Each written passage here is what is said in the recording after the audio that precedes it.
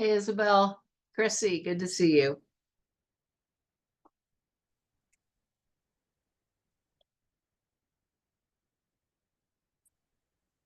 All right, here comes everybody. How are you today? I'm doing good. Wonderful. Wonderful. It is very nice to see you all today.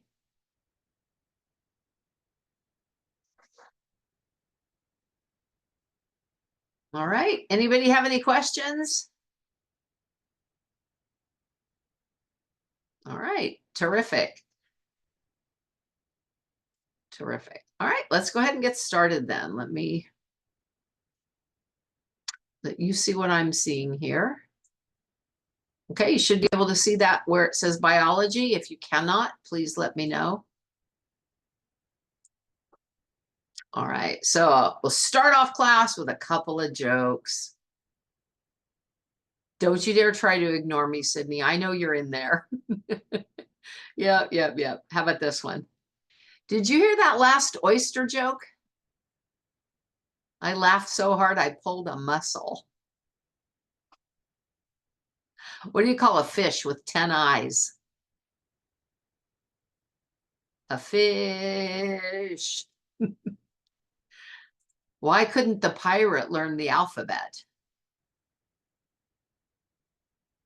He always got lost at sea. All right. I want to talk for just a second about discussion boards. You guys are going to have some discussion boards in class. I'll put quite a few in actually over the course of the year because I think they're a really good way for you to get to know each other. And it helps to recreate the classroom experience a little bit so that you can explore one another's ideas and thoughts and make comments on them. Now, when you're making your original post, when you're doing the answer to the discussion board questions, please follow the directions very carefully. If the assignment tells you to put in a picture, make sure you put in a picture and not just text. Make sure you put in a picture and not a link. So when you do your own, go out and then come back in to make sure there's an actual picture and not a link.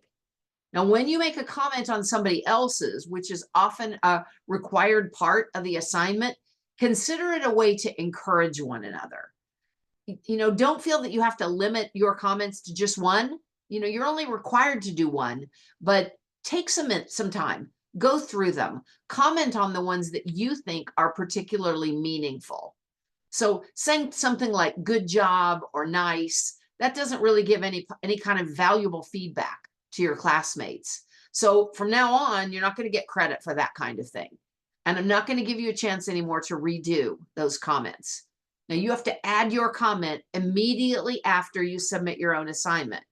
So don't comment on somebody else's work before you submit your assignment, and don't come back hours or days later and add your first comment because I may have graded it already. They have to be done together as one. Now, some of you guys are doing great. Some of you have commented on multiple posts, and some of you have done a really great job on commenting on other students' posts, and that's wonderful. I love that. Now, if you want to come back later and comment on more, feel free to do that. And if you are the first person to respond to a discussion board, there isn't anybody else for you to reply to, right? So you don't have to come back later.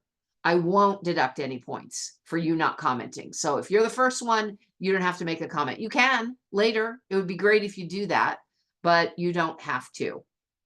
Now, here's a couple comments on somebody's post from a prior year in a different class that I want you guys to see, just to get an idea of how specific that you can be, how encouraging it can be for these students. This is absolutely stunning. I love your use of watercolor with fine liner over top, making it look just like a children's book illustration.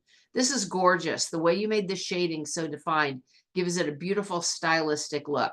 I love how you pinpointed and highlight where the forests are located and how you tied the map into the painting. You see how specific that is and how encouraging, how much you would love to get that kind of feedback to one of your posts that you put on there. So starting today, You're not going to receive credit for just a good job or I like this kind of comment. And you're not going to get credit for the photo if it's a link instead of the photo.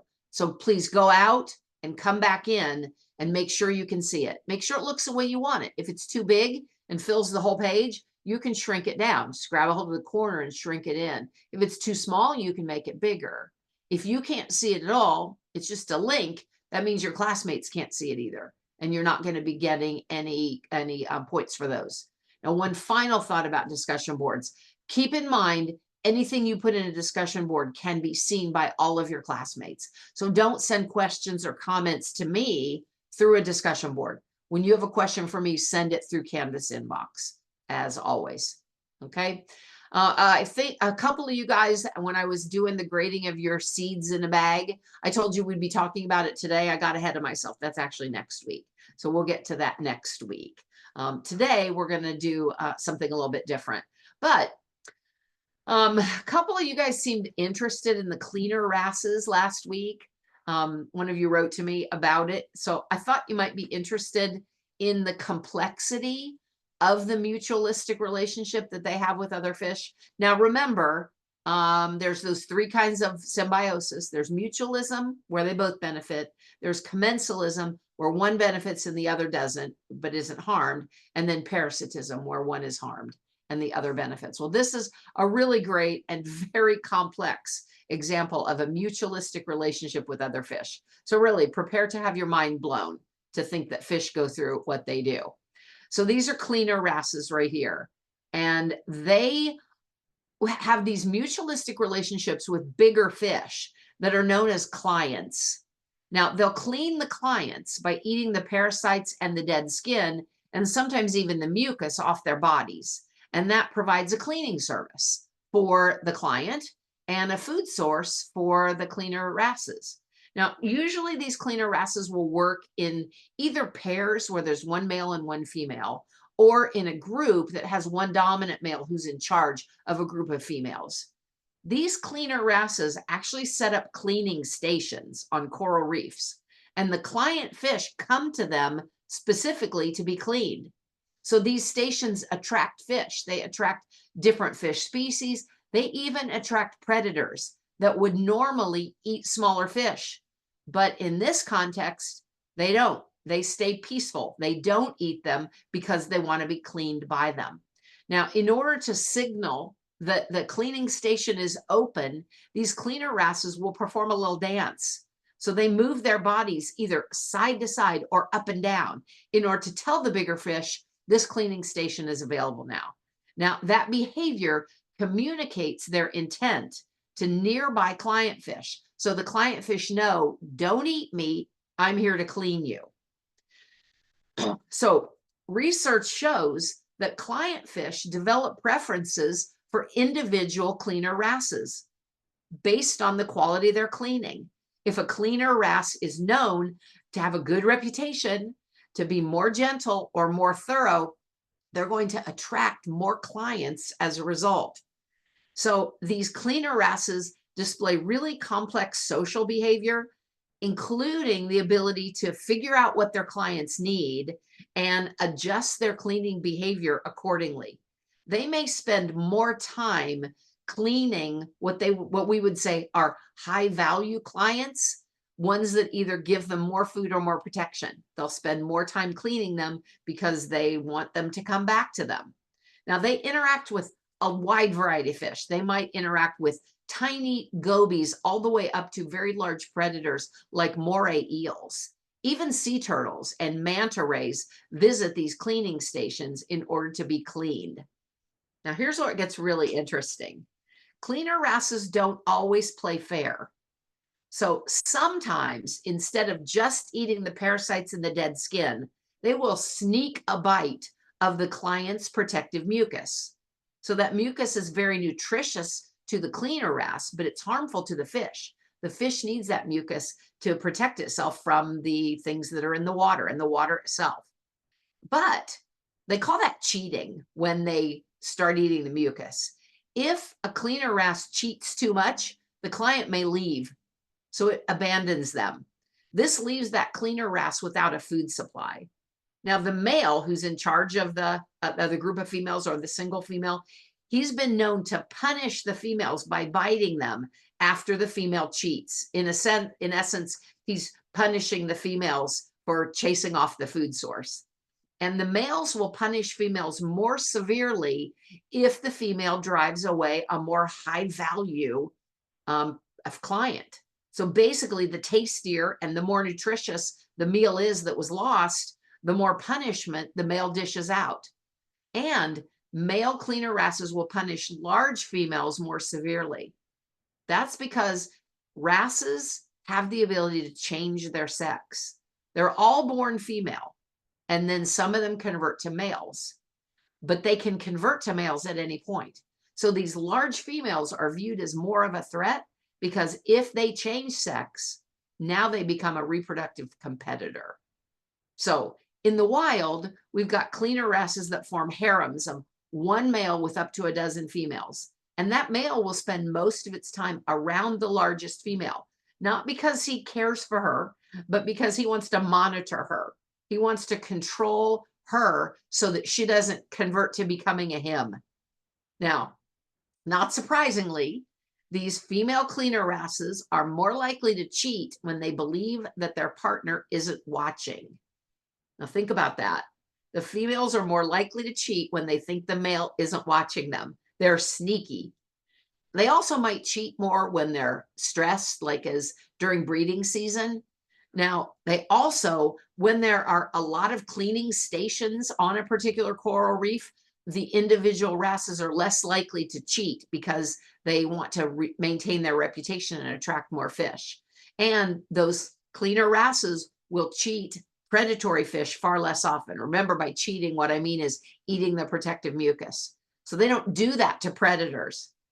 They're more likely to cheat or steal that extra mucus off of client fish that live in a small hidden section of a reef rather than species that move around the reef and so have their choice of cleaners. Think about all of that. Think about the complexity of just that one relationship alone that these cleaner fish have. Anybody who says that your dog or your cat can't communicate, point out the communication, the if you will, thought process. I don't even know what kind of word to use, but the complexity of the relationships with fish, of all things. Pretty interesting. All right, let's move on to our case study for today. So we've been studying ecology, which of course is how organisms interact with other organisms and how they act with their environment. So we're going to do an ecology case study today, and this involves the Chesapeake Bay ecosystem. This is an aquatic ecosystem. Aquatic means relating to water. Now, this is a true story with accurate data, but the names of the people that are in this have been changed. And this case study presents the dilemma facing government officials and agencies and economic interests around the Chesapeake Bay as they seek ways to ameliorate the bay's environmental degradation. Anybody know what the word ameliorate means?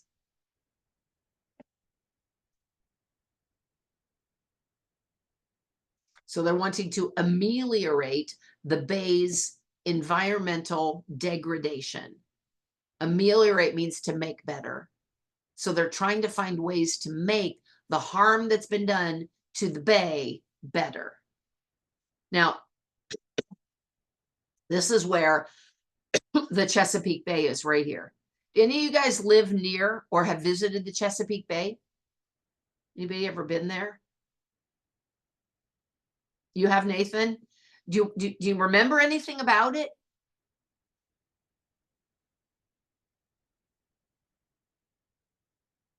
Well, let's talk about what it is. This is where it is right here.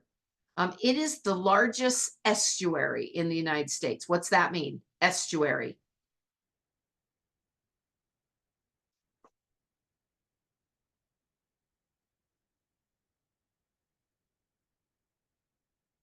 Anybody?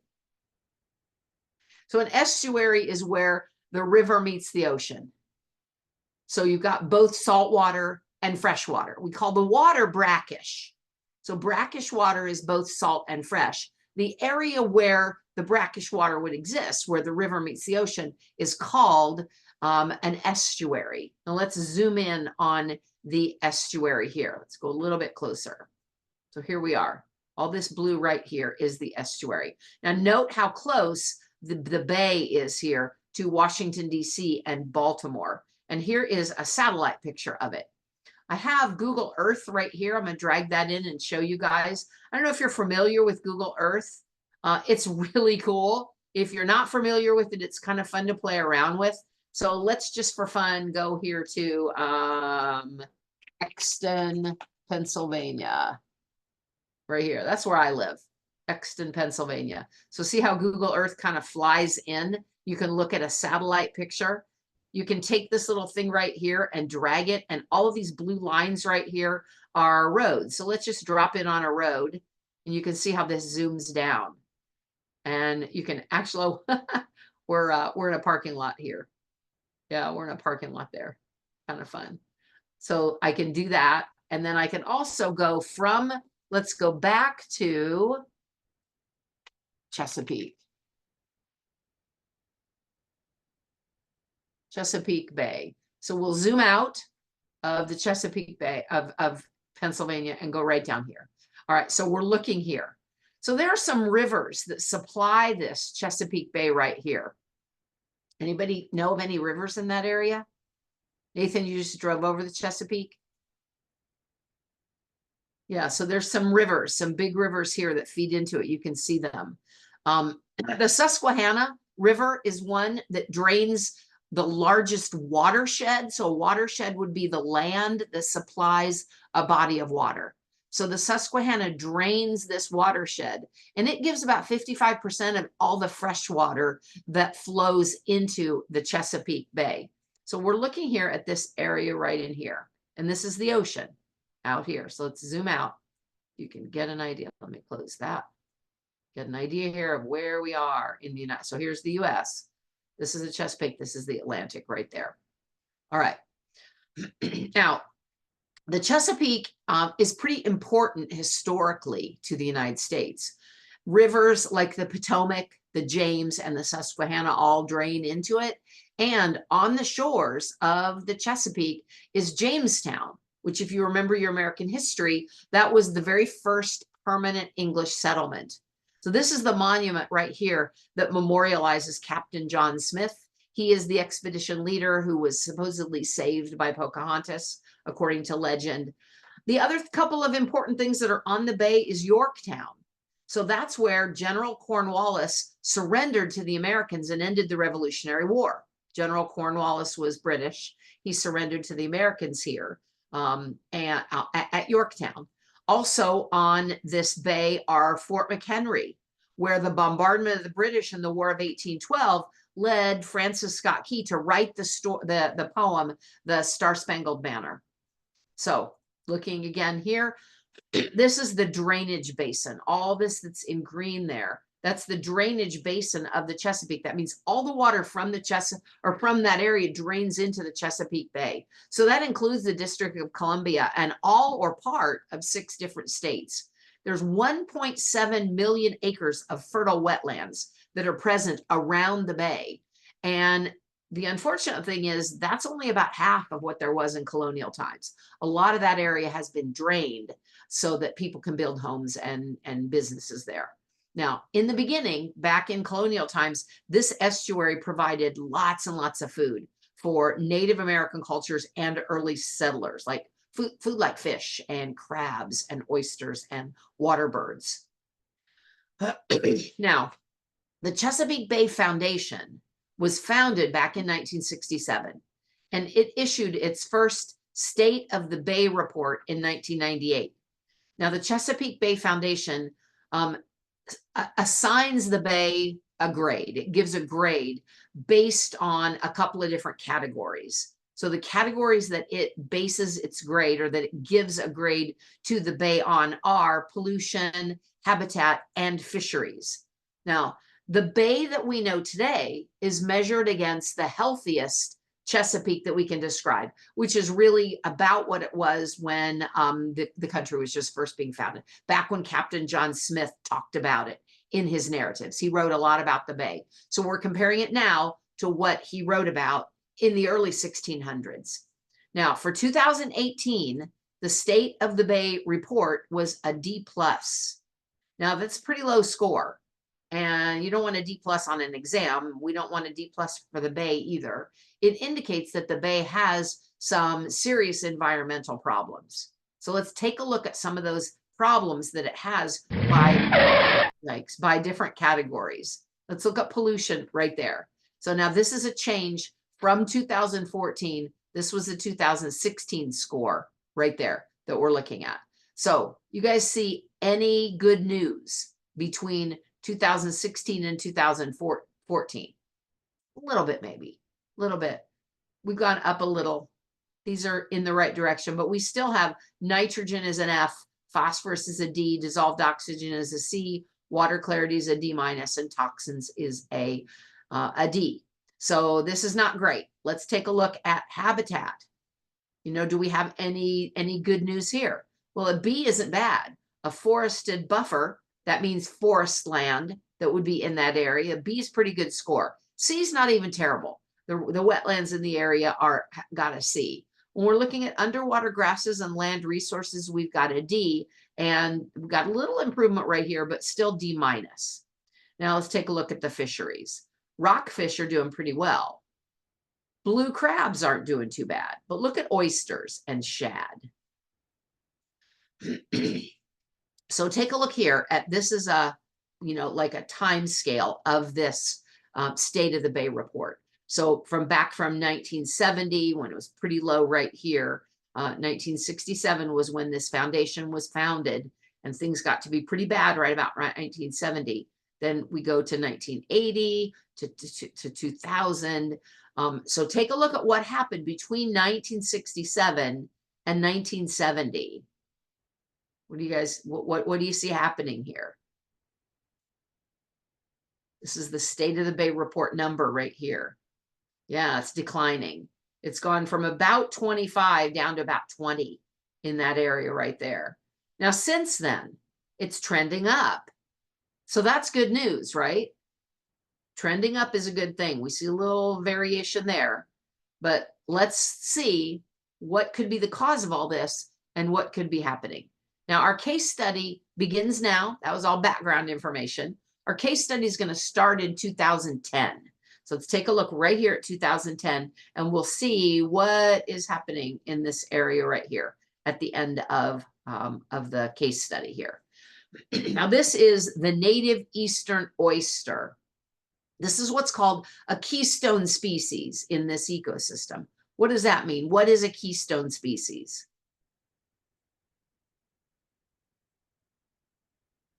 Anybody?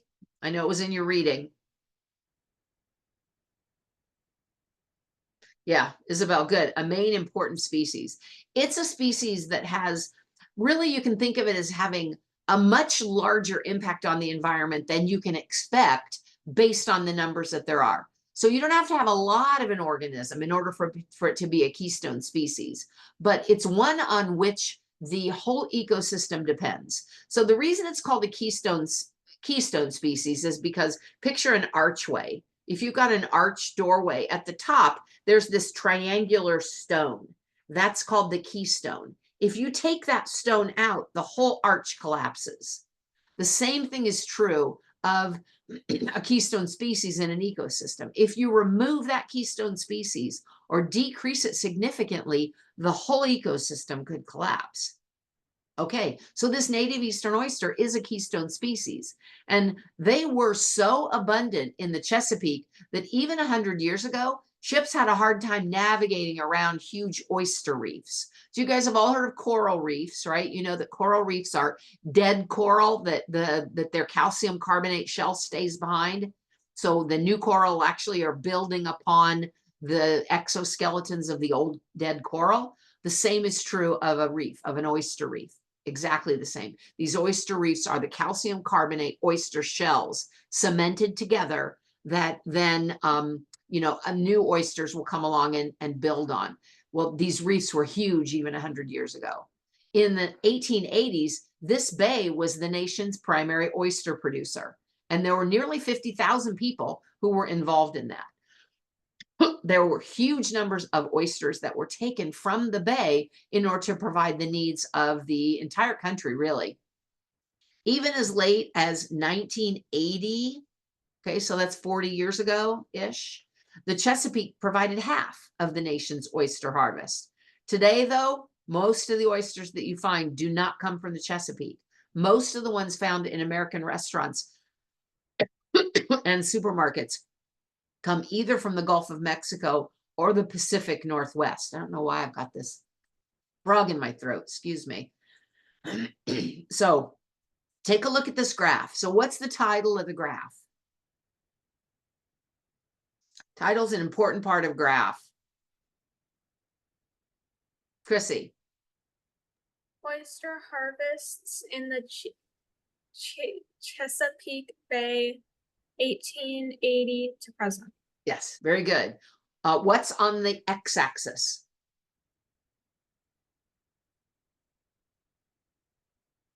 Remember the two axes on a graph? You've got your up and down one and your horizontal one. The year. Yeah, the x-axis is the bottom. So that would be the year on there. Time. Either that, but both are true. So then the y, so that's the x-axis right here. So then the y-axis is this one right here. Meat weight in millions of pounds is on the y-axis. So give me the overall trend that you see.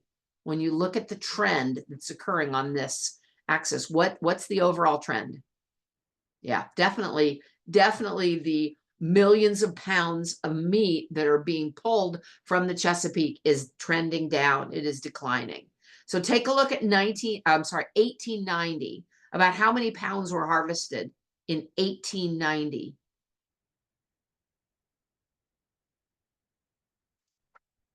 Okay, so we're going to find 1890 and go straight up 1890, right about there, probably somewhere around 90 million pounds, right? How many million pounds of meat weight were there in the 1920s? Find 1920. Ava, you got your hand up? I can't tell. About 60 million. Yeah, about 60 million. Very good. So we can see a pretty big decline in a pretty short amount of time. What about 1930?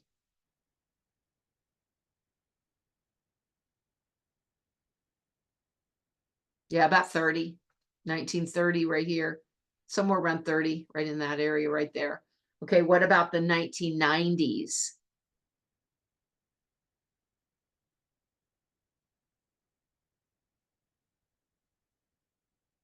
Maybe 5. Maybe I think it's probably right at the third point would be 10. I think we're probably looking at 5 there.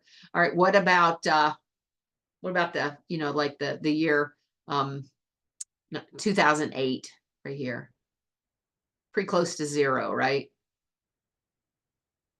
All right, now that's not great. Pretty close to 0. We've gone down pretty much since 1880. Now, after a drop in the mid 1800s, right around here, looked like things were improving, but then they continued going back down again. And that's pretty typical of any trend like that. So what do you think's happening? Why is the oyster harvest going down? Ava?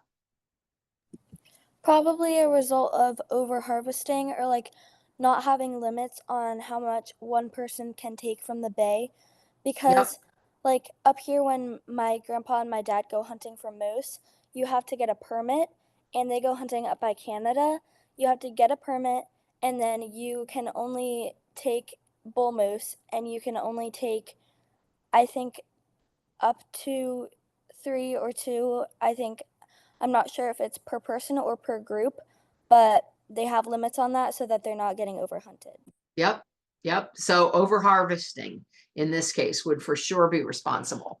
There's a couple other things that are probably responsible. Any guesses? Besides just taking too many out of the bay, what could be causing some of this drop in numbers, Isabel? There aren't as many anymore. Yeah. Like Yeah, there aren't as many. Yep, Ava, pollutants, that's one of them. Yep, the pollution in the bay has increased over that period of time. And another thing is a couple diseases that might have been introduced through imports of non-native oysters. So back in the 1950s, they put in some non-native oysters to try to increase. But look again here, 1950s, right in here, in this time period, they introduced some non-native oysters. Looked like it was helping for a little bit. Then look what happened. So it's thought that there could have been some diseases that were there. Now, at present, right now, it is believed that the Chesapeake Bay only has about 1% of the amount of oysters that it had at its peak. So that's a pretty significant drop. Now, what's the big deal about oysters anyway? Why are they a keystone species? Any guess? Anybody have any idea how an oyster might contribute to the other species in the bay? Surprisingly, oysters are filters. They play a critical role because they filter plankton and pollutants from the water column. So they also create these oyster reefs. Remember I said that just like a coral reef, an oyster reef forms in the same way? Well, lots of other fish like to use oyster reefs as their nurseries where they have their young, because the young can hide in the reef and stay safe. When the reefs aren't there, there's nowhere for them to hide. Now, how much do they filter? Every oyster filters about 5 liters of water an hour. Okay, so that's 2.5 2-liter bottles of water every hour that's being filtered by one oyster. Now, scientists estimate that at the peak abundance, back in the mid-1800s, when there were lots and lots of oysters, the population could filter the entire Chesapeake Bay every 3 days. Okay, today it takes a year for that to happen in order to filter the same quantity of water. Now, on the human side of the equation, what impact do you think the loss of oysters has had? What do you think it's done to people?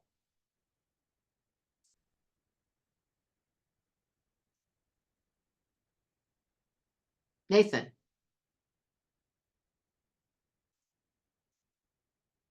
You're muted. I think if you hit the space bar on your keyboard, it unmutes you. There you go. Still can't hear you, Nathan. Might want to check your microphone. Sometimes it's just not plugged in. All right, we have a couple answers here. Less clean water, less food, less clean drinking water. Yeah, think about the fishing industry too. You know, we've got these, the people who not only live around the bay and want to drink the clean water and want to get food from the oysters that are there, but we had a whole industry, a whole fishing industry that lived on the bay, and it created this really unique culture. They called it the waterman culture, and it's at risk now, this whole culture of people. So authorities, faced with all these problems, looking at the fact that there were not enough oysters, they turned to an old technique. They brought in oysters from other places and put them into the water of the bay. So remember that things looked pretty bad in 1910? The first effort that they did that to put new oysters in happened in 1914. So let's take a look at that. Did it work? 1910, things looked pretty bad. They introduced the oysters in about 1914, right about there. Did it work? No. Nope. In fact, things continued to decline. Look like they even maybe declined a little bit faster once they put that in right there. Then things started to really plummet. That's one of the reasons they think it might have been diseases that they brought in. All right, so let's move forward in time to the early 2000s. The governments of Maryland and Virginia, now in the early 2000s, they want to bring more oysters in from other places, but they want them to be disease-resistant oysters this time. So in July of 2004, they brought in about 800,000 non-breeding Sumino oysters. So remember, we had our Eastern These are different breed of oysters, and they're non-breeding. They're what's called triploid. We'll learn about that when we get to genetics. But basically what it means is instead of having 2 copies of all the genes, one from the mother and one from the father, they've got a 3rd copy of at least some genes. So they can't breed. Now, these Sumino oysters weren't dumped into the bay, but they were taken to a test site that wasn't far from the bay. And they started observing them. But there were some people in the area who had some concerns. What concerns might people in the area have had? Imagine that you live there, you're dependent on the bay, and you found out that they brought 860,000 of this other breed of oysters in. They're not dumping them into the bay, but they're putting them in a test site nearby.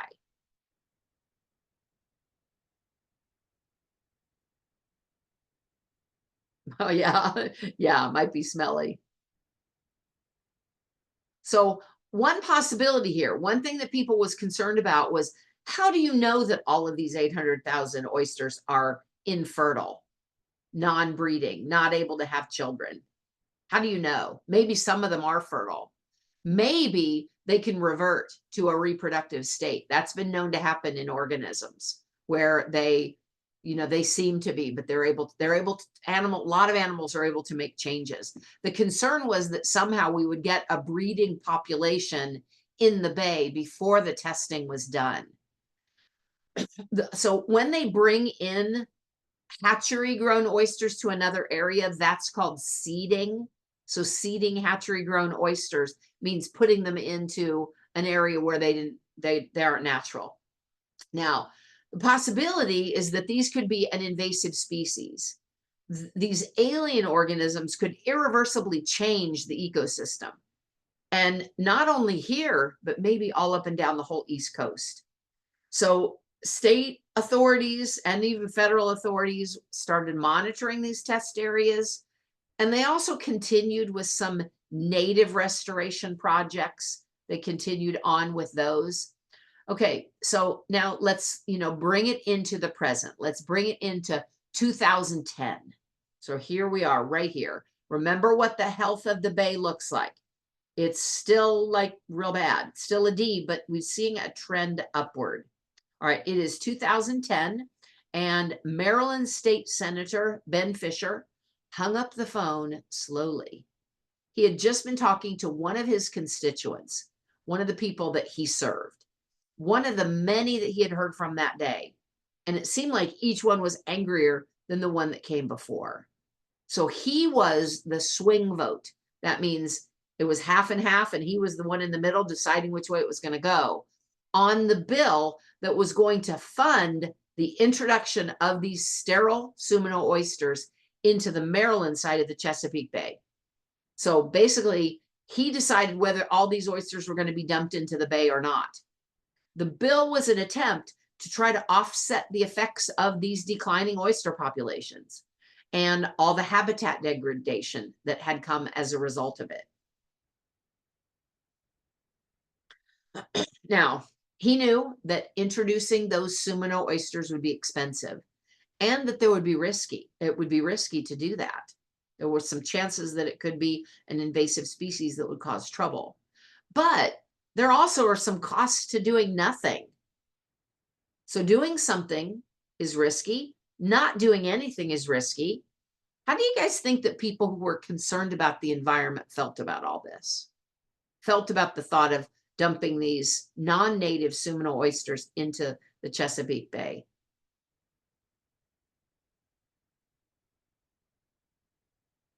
Yeah, cautious. Yep. They were pretty divided in what they thought. So they were concerned about clean versus pristine.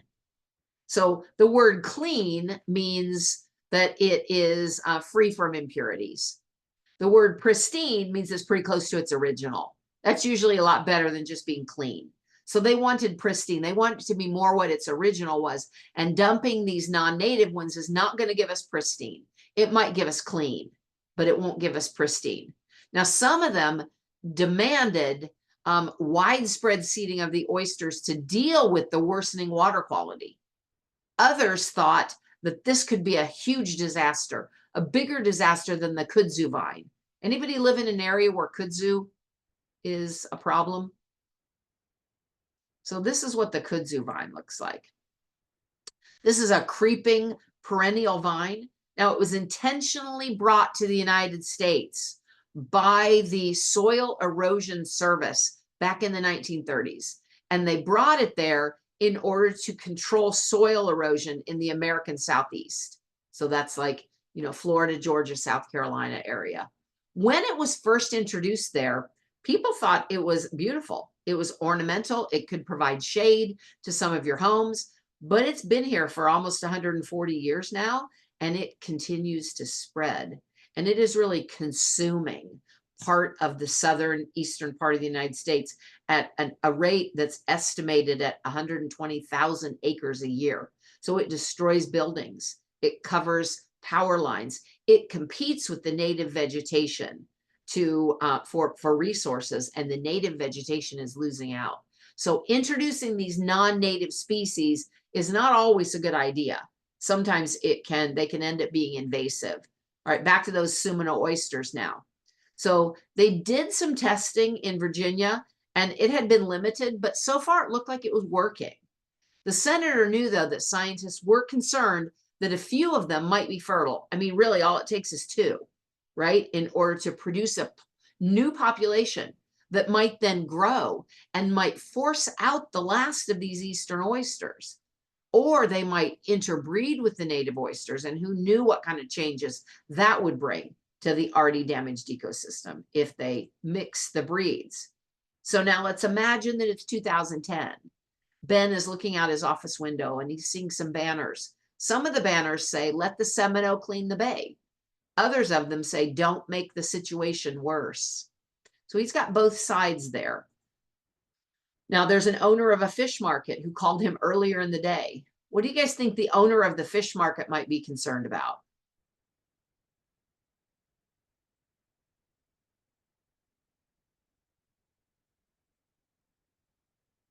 Well, he might have been concerned about the quality of the oysters. He sells oysters after all.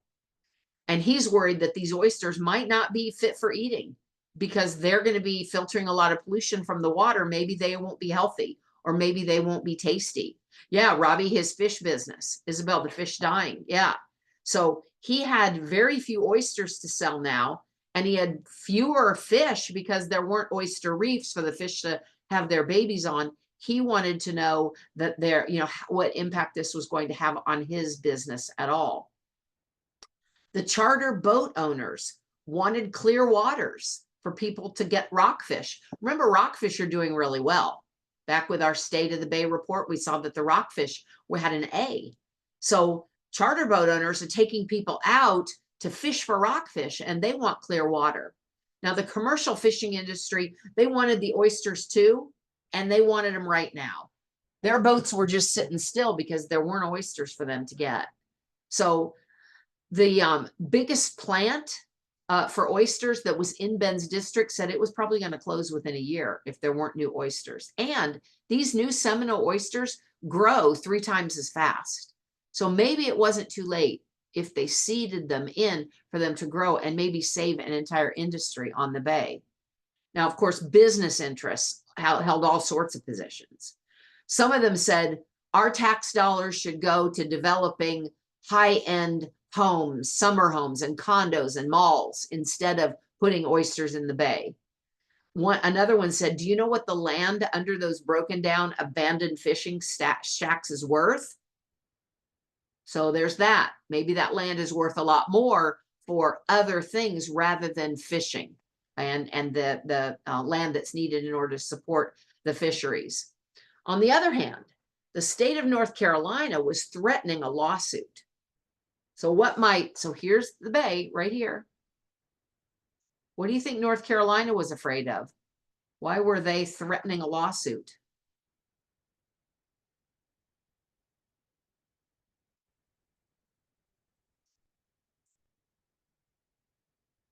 You guys are quiet today. What do you think might happen if they dump oysters Seminole oysters, non-native oysters in the bay. Yeah, they might invade the North Carolina waters. Yes, they were afraid that these oysters would spread down the coast, and that could affect their oyster beds. They talked about the virus that was brought in by the oyster introduction decades ago. Remember when it dropped? They introduced them and it dropped back in the 50s. Well, they were concerned about that. In addition, some of the people in Ben's area, the ones that he served, his constituents, they were mad that people in Maryland were going to have to pay the expense for this oyster seeding, and then everybody else was going to benefit. If this becomes the solution, then everyone up and down the coast is going to benefit, but we paid for all of it. That's what they were concerned about. And then even within the senator's own family, there was division. His father had started catching oysters when he was a boy. And his father said, it's time to let the old ways go. Fishing is no way to make a living these days. Spend the money elsewhere. But his daughter, who was a member of a cultural preservation group, said, no, we need to preserve this waterman culture. We need the oysters and we need the culture that these people have. And to make matters even worse, people were threatening to take matters into their own hands. People threatened to dump oysters, these non-sterile ones. So remember, they're testing sterile ones. People were threatening to dump non-sterile ones that could reproduce into the bay to restore the beds if he didn't do it. Now, this debate had dragged on for a long time, they said. You have to make a decision. So Senator Ben Fisher left his office and walked down the echoing hallway to the assembly chamber where he would have to cast his vote. So let's talk about the pros and cons. He'd been thinking about them for a long time. He had been weighing the pros and cons of using non-native oysters to restore a fishery and to reduce the pollution in the bay.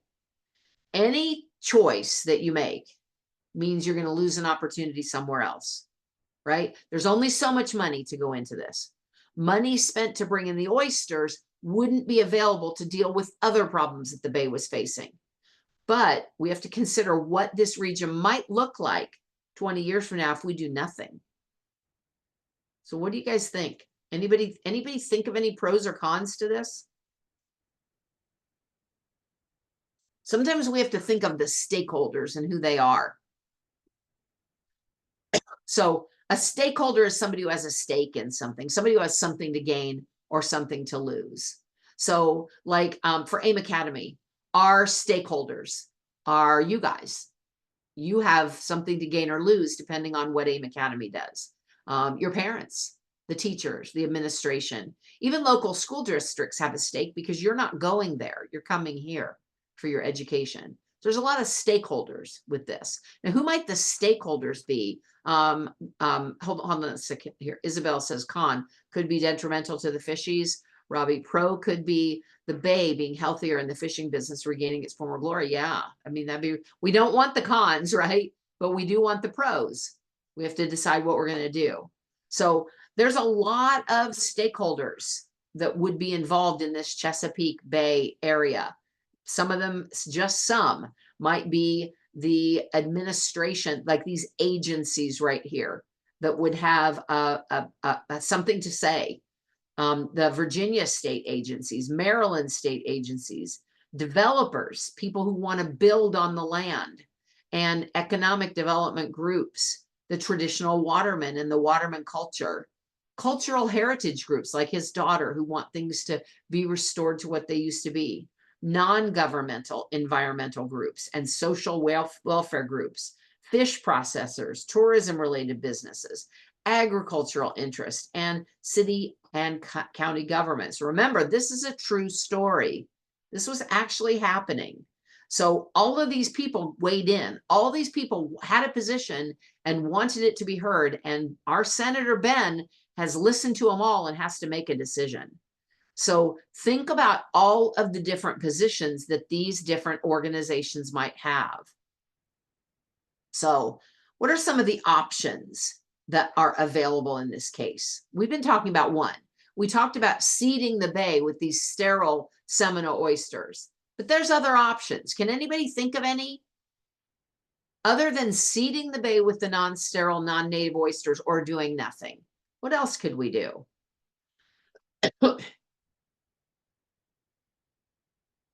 Yeah, no pressure, Isabel, you're right. Wouldn't want to be Ben. Ava, Maybe take out some of the ones that are in the bay currently and try and breed those ones so that Yep. they're not like foreign ones that are maybe breeding. yep, that's called captive breeding program. That's what we do with a lot of animals in zoos. When they are not doing well in the wild, we'll take them into a zoo and try to breed them and then reintroduce them to the wild. So that's definitely an alternative there. We could put a lot of this money into those breeding programs. We could also put some money into finding out what the diseases are that might be killing these oysters and then working on ways to undo that. All right, so let's see what you guys would do. Let's see where we land. Hold on a second here. I'll throw the poll question up.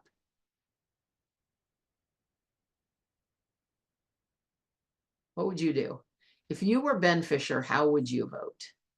Yes to introducing the Seminole oysters or no to introducing the Seminole oysters?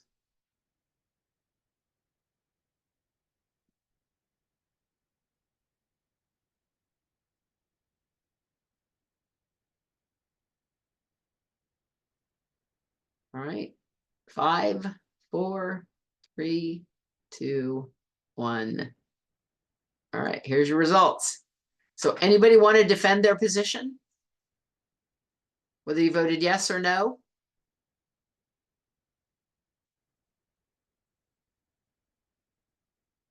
All right, well, let's take a look at what actually happened. Let's see what they did.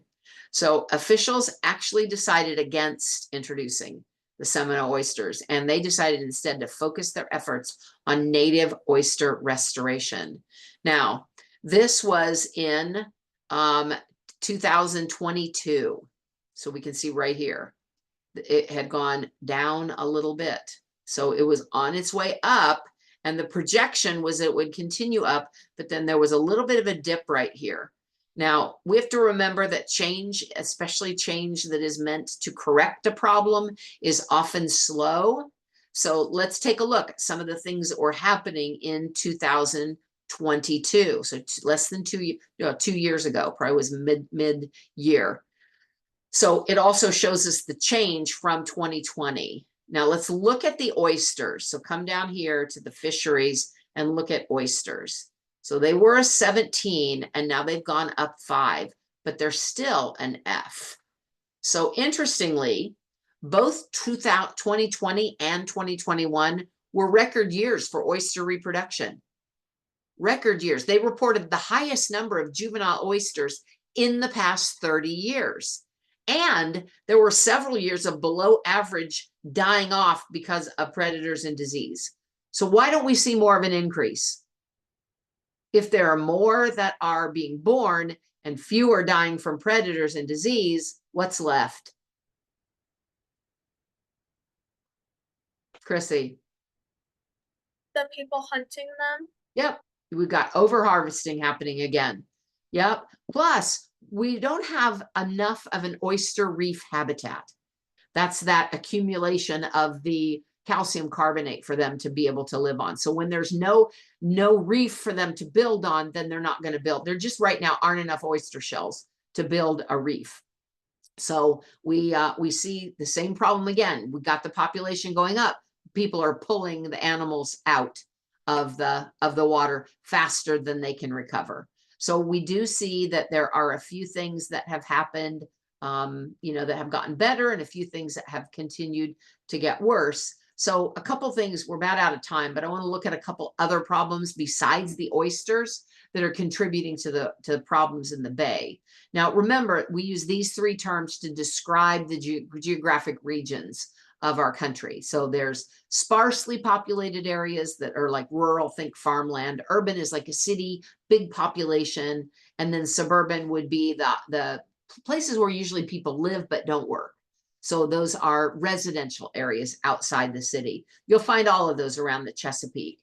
Now, urban runoff from a city can be a big problem because what what people spray on land finds its way into water. And that's true whether we're talking suburban or urban, especially things like pesticides from lawns and homes, or surprisingly enough, fertilizers can contribute to the problem because they cause algae to overgrow in an area. We're talking about rural areas, the effects that rural areas have. First of all, when farm animals excrete their waste products, that puts excess nitrogen into the ground, which then makes its way into the waterways. Also, fertilizers and pesticides from farming goes in. In fact, it's estimated now, the State of the Bay says that more than 90% of the pollution that's coming to the Bay right now is coming from agriculture. It's coming from farms. So this is an area that they're really trying to work on to improve the area altogether. So, yeah, we're done. We're out of time. So, yeah, we'll see that, the Bay, as we look at the direction that it was going, we were seeing an increase, and then people started fishing again. And when you get those oysters out of the Bay, they are a keystone species. This is a really good example of how damage to a keystone species can affect the entire ecosystem in that area. All right. Anybody have any questions? All right. Have a wonderful week. Thanks for coming. I'll see you next time.